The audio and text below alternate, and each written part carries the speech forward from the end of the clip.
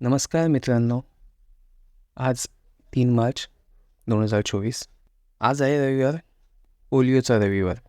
जर आपल्याला देशाचे भविष्य अपंग होण्यापासून वाचवायचे आहे तर देशातील प्रत्येक बालकाला पोलिओचे थेंब द्यायचेच आहेत.